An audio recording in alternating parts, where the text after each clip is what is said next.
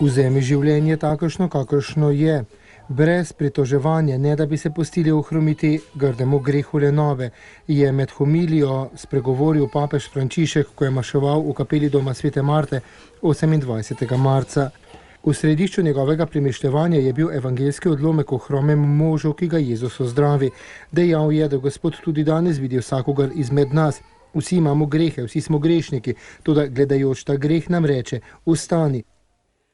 Oggi il Signore a ognuno di noi ci dice: alzati, prende la tua vita come sia, bella, brutta, come sia, prendela e vai avanti. Non avere paura, vai avanti con la tua barella. Ma Signore, non è ultimo modello, ma vai avanti.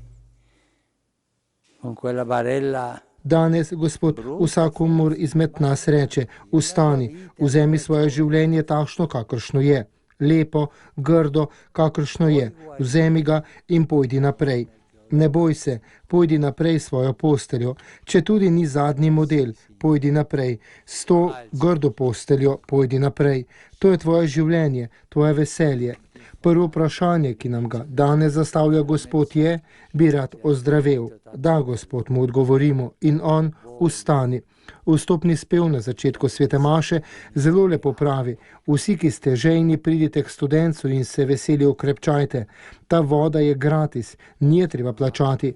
Če Gospodu rečemo, da želimo zdraveti: da, Gospod, pomagaj mi, rad bi vstal, bomo izvedeli, kakšno je veselje zveličanja. Con gioia. E se noi diciamo al Signore: sì, voglio guarire, sì, Signore, aiutami che voglio alzarmi, sapremo come è la gioia della salvezza.